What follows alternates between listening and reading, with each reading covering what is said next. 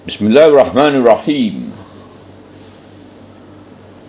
Tafsir Al-Azhar karya Profesor Dr. Hamka, ayat 5 hingga ayat 6 surah An-Nisa.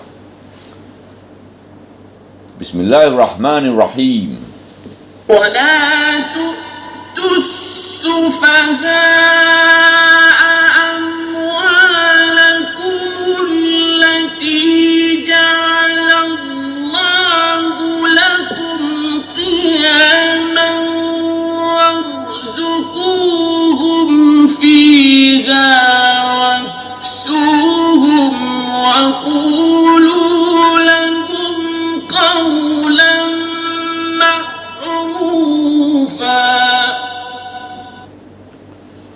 Ayat 5. Janganlah kamu berikan kepada orang-orang yang bodoh harta kamu yang telah dijadikan Allah bagimu pokok penghidupan padanya.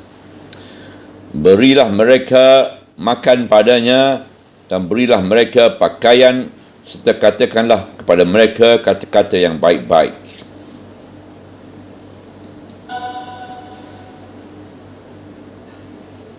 وَابْتَلُوا الْيَتَامَى حَتَّى إِذَا بَلَغُوا النِّكَاحَ فَإِنْ آنَسْتُمْ مِنْهُمْ رُشْدًا فَادْفَعُوا إِلَيْهِمْ أَمْوَالَهُمْ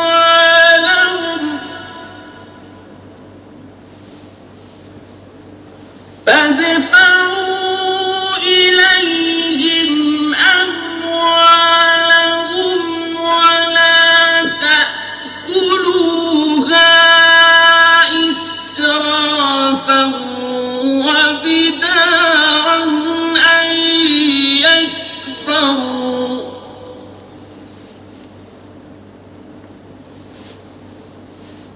وَمَنْ كَانَ غَنِيًّا فَلْيَسْتَعْفِفْ وَمَنْ كَانَ فَقِيرًا فَلْيَأْكُلْ بِالْمَعْرُوفِ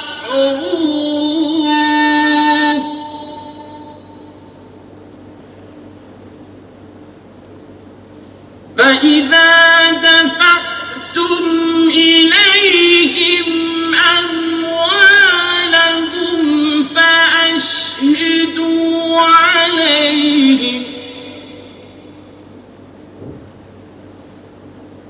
وَكَفَى بِاللَّهِ حَسِيبًا.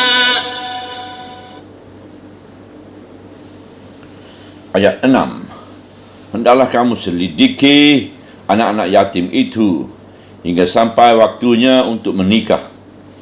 Jika kamu tilik pada mereka telah ada kecerdikan, serahkanlah harta mereka kepada mereka. Dan janganlah kamu makan harta itu dengan boros dan cepat-cepat sebelum mereka dewasa. Barang siapa yang kaya, hendaklah dia menahan diri, dan barang siapa yang fakir, bolehlah makan secara patut. Kemudian apabila kamu menyerahkan harta mereka kepada mereka, hendaklah kamu adakan saksi atasnya, dan cukuplah Allah sebagai penghitung. Berkenaan dengan pemberian harta anak yatim tadi, juga yang pada ayat 2 telah dijelaskan, wajib diberikan kepadanya bila telah tiba waktunya. Maka tibalah ayat 5, iaitu bagaimana kalau anak yatim itu bodoh, pandai dan tolol. Dan dengan demikian, bukan saja anak yatim lagi yang diperkatakan, tetapi semua orang yang tolol dan pandir, iaitu orang-orang yang tidak dapat mengendalikan harta bendanya, yang kalau diserahkan ke dalam tangannya dalam sebentar saja akan musnah, dihabiskannya kepada yang tidak berfaedah. Dia hanya pandai menghabiskan, tetapi tidak sanggup memperkembangkan harta itu. Ada kalanya kerana benar-benar kurang akal, ada kalanya kerana masih kecil. Maka datanglah ayat 5 ini. Janganlah kamu berikan kepada orang-orang yang bodoh harta kamu yang telah dijadikan Allah bagimu pokok penghidupan padanya. Pangkal ayat 5. Meskipun harta itu jelas harta mereka sendiri, hak mereka sendiri, tetapi dalam ayat ini dikatakan bahawa harta itu adalah harta kamu, iaitu harta kamu yang terlingkung dalam masyarakat Islam. Menjadi kewajipanlah menjaga harta itu jangan punah sesampai ke tangan orang yang mempunyainya yang tidak pandai atau belum pandai mentadbirkannya. Padahal harta itu adalah pokok penghidupan. Kalau harta itu diserahkan kepada si pandir atau si pemboros itu sehingga habis licin tandas, maka terlantarlah hidupnya dan melaratlah dia. Bukankah dia menjadi beban lagi bagi masyarakat sekitarnya? Oleh sebab itu, maka harta itu tidak boleh diberikan kepadanya walaupun dia anak yatim. Kalau si wali yang mengasuhnya berkeberatan memikul amanat berat itu, bolehlah hal itu dilaksanakan oleh yang berwajib, iaitu sultan atau imam. Artinya masyarakat sudah mesti campur tangan. Dalam negara inilah yang didahului dinamai waskamir. Harta orang itu dipegang oleh negara, tetapi belanjanya selama hidup dibayar dengan harta itu juga. Dalam ayat ini dijelaskan, berilah mereka makan padanya dan berilah mereka pakaian. Dengan ayat ini nyatalah si wali tadi berhak memperturun naikkan harta itu, memperniagakannya, memperkembangkannya yang akan menyebabkan harta itu tidak habis. Maka dari sana mereka diberi rezeki, makanan dan pakaian mereka dari hasil harta mereka sendiri. Serta katakanlah kepada mereka kata-kata yang baik-baik. Ujung ayat 5. Kata-kata yang baik-baik iaitu kata-kata terus terang bahawa harta itu adalah milik mereka. Si wali hanya memegang dan mentadbir. Tentu saja yang mentadbir harta itu berhak pula menerima ganti kerugian usahanya mentadbir harta itu, dan ini pun wajib dapat dipertanggungjawabkan. Kebodohan atau kepandiran itu ada yang hanya sementara, iaitu pertama selama anak belum balik dan belum dapat berdiri sendiri. Setelah anak dapat berdiri sendiri dan dipercayai bahawa dia tidak akan mengiyakan, barulah harta itu diserahkan. Kedua, perempuan yang tidak pandai menjalankan hartanya. Tentu kalau dia sudah bersuami dan suaminya itu bisa dipercaya, boleh waliyah diserahkan kepadanya. Wilayah diserahkan kepadanya. Atau perempuan itu sendiri kemudian telah sanggup, baru diserahkan. Namun demikian, perempuan itu sendiri kemudian telah sanggup, baru diserahkan. Namun ada juga orang, baik laki-laki ataupun perempuan, kaya raya, sangat pandir. Mungkin selama hidupnya wali masih berkewajipan memegang harta itu, lalu dijamin makan minum dan pakaiannya. Setelah dia meninggal, diserahkan kepada warisnya menurut syarat. Ayat yang selanjutnya memberi keterangan lebih jelas lagi. Hendaklah kamu selidiki atau kamu uji atau kamu tinjau dengan seksama anak-anak yatim itu hingga sampai waktunya untuk menikah. Pangkal ayat 6. Diuji dia apakah dia telah sanggup memegang hartanya sendiri atau belum. Misalnya diberikan kepadanya terlebih dahulu sebahagian, disuruh dia memperniagakan, sudah pandaikah dia atau belum? Kalau belum, jangan dahulu diserahkan semua. Di dalam ayat ini disebut ujian itu sebelum menikah.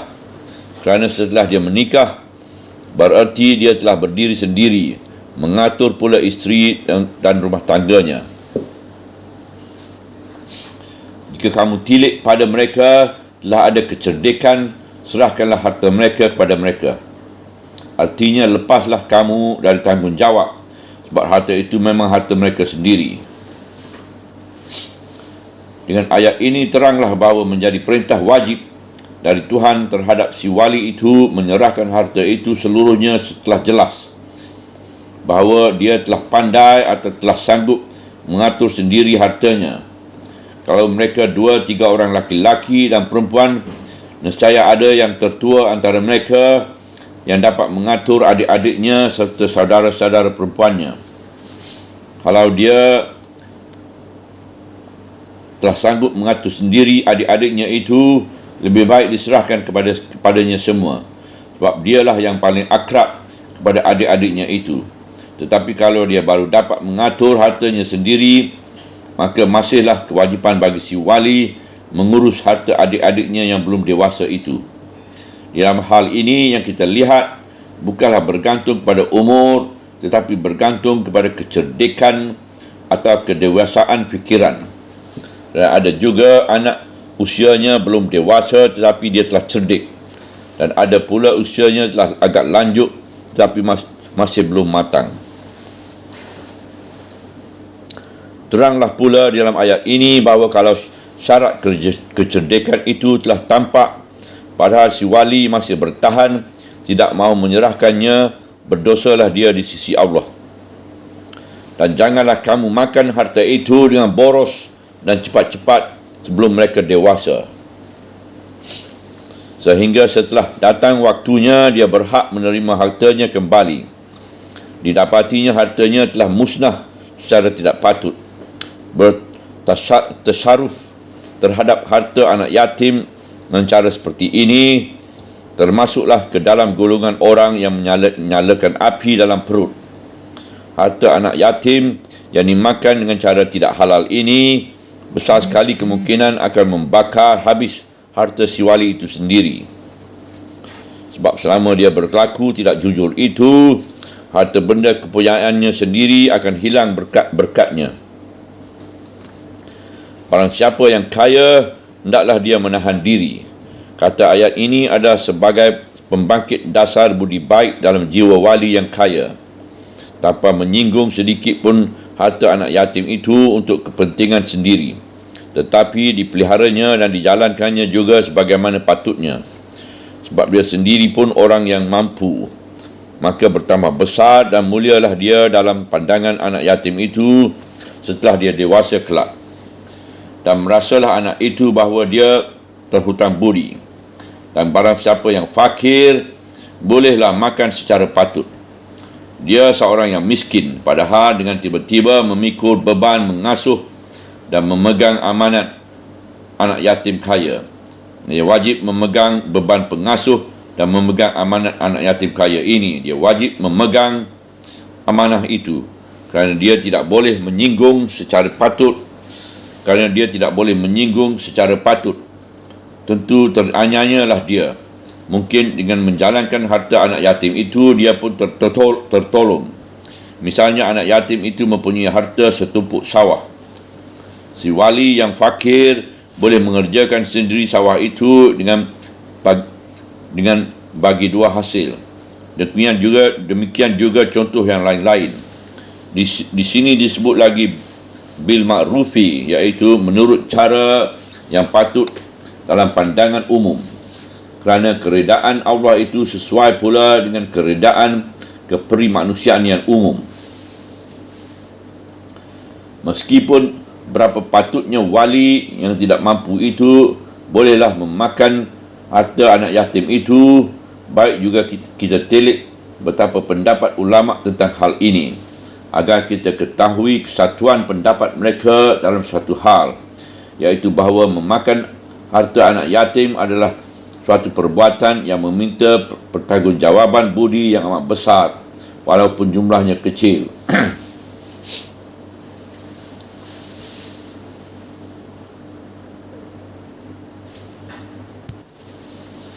Ada ulama tafsir berpendapat bahawa wali yang memakan harta anak yatim kerana kemiskinan itu adalah sebagai berhutang dengan niat akan membayarnya kembali.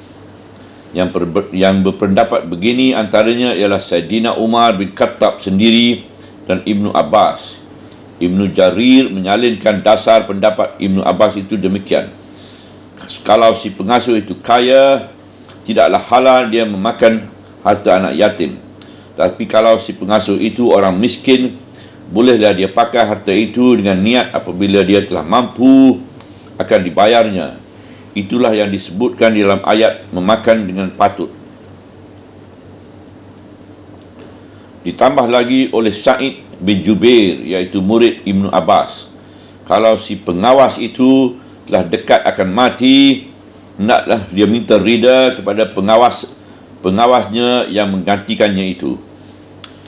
Menurut Asy-Syafi'i, arti memakan dengan sepatutnya ialah bahawa dia tidak boleh memakan harta anak yatim kalau tidak terpaksa benar, sebagai dihalalkan makan bangkai bagi orang yang tidak mendapat makan lagi. Dibicarakan juga oleh ahli tafsir beberapa kadarnya dibolehkan memakan dengan makruf itu. Satu riwayat dari Ibnu Abbas menerangkan ialah mengambil makanan itu sekadar di ujung jarinya sesaja. As-Sudi mengatakan sekadar ujung jari dua. Jangan berlebih dan jangan mengambil pakaian. Menurut Ikrimah, artinya ialah bahawa tangan engkau bersama masuk piring dengan tangan mereka dan jangan mengambil pakaian sandang. Penafsiran lain berkata, ambillah sekadar penghilangkan lapar dan sekadar penutup aurat. Yang lain mengatakan pendapat pula boleh mengambil makan hasil anak yatim itu sekadarnya sebagai air susu, binatang ternak, bulunya, hasil buah dan hasil tanaman di sawah, semuanya sekadar perlu pula. Menurut fatwa Imam Atta, makan bersama-sama mereka satu hidangan sekadar hikmah dan pekerjaannya, jangan lebih. Akhirnya samalah pendapat segala ilmu fiqh bahawa harta anak yatim tetap harta anak yatim. Walinya sekadar pengawas dan tidak boleh menguasai sebagai hartanya sendiri. Tetapi dia boleh meminjam harta itu kalau sangat terdesak, dan boleh juga memperhitungkannya sebagai upah atau gaji yang diperhitung baik-baik. Maka timbul kesimpulan bahawa memakan dengan sepatut, iaitu makruh, ialah boleh meminjam akan membayar, boleh menerima upah menurut patut, dan sekali-kali tidak boleh memakan harta itu dengan tidak hendak menggantikannya atas seperti harta kepunyaan orang gila atau orang pandir. Sampai begitu haluslah ahli-ahli tafsir dan fuqaha membicarakan hal ini. Subhanallah, walhamdulillah, wala ilaha illallah, wallahu akbar, wala hawla wala quwata illa billahil aliyyil azim, wala hawla wala quwata illa billahil aliyyil azim, wala hawla wala quwata illa billahil aliyyil azim.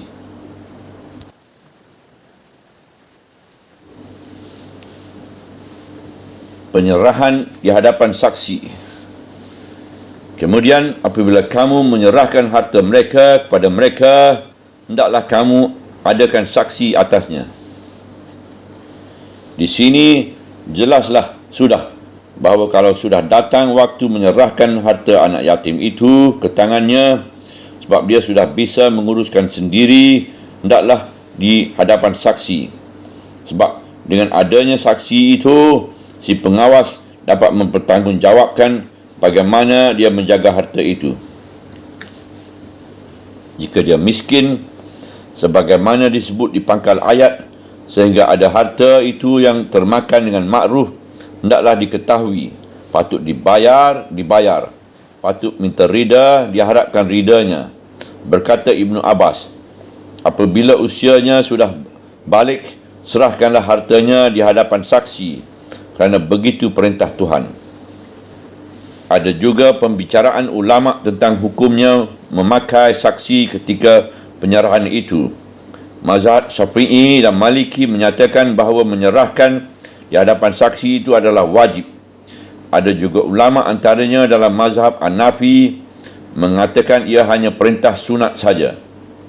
Tetapi apabila kita kaji sampai kepada bunyi ayatnya sendiri, menurut undang-undang ilmu usul fiqh, di sini terdapat amar perintah iaitu fa ashidu, hendaklah kamu adakan saksi. Pokok pertama perintah adalah wajib, kecuali ada terdapat tanda-tanda lain yang menurunkan perintah itu kepada anjuran. Dalam ayat ini tidak terdapat isyarat yang akan menurunkan derajat perintah menjadi anjuran, malahan ujung ayat memberi petunjuk bahawa perintah itu lebih berat kepada wajib, sebab ujung ayat itu berbunyi, dan cukuplah Allah sebagai penghitung. Ujung ayat 6. Artinya bahawasanya segala gerak-geri, kejujuran atau kecurangan wali pengawas harta anak yatim itu tidak lepas dari perhitungan dan pengawasan Allah. Maka kalau misalnya ada kecurangan, tidaklah hal ini dapat disembunyikan dari tilikan Allah Ta'ala. Kalau misalnya manusia dapat menyembunyikan dari mata sesama manusia di atas dunia ini, di akhirat pasti akan diperhitungkan kembali. Menilik ujung ayat yang mengandung ancaman ini, maka penulis tafsir ini lebih cenderung kepada pendapat ulama-ulama Malikiyah dan Syafi'iyah tersebut tadi, bahawa hukum menghadirkan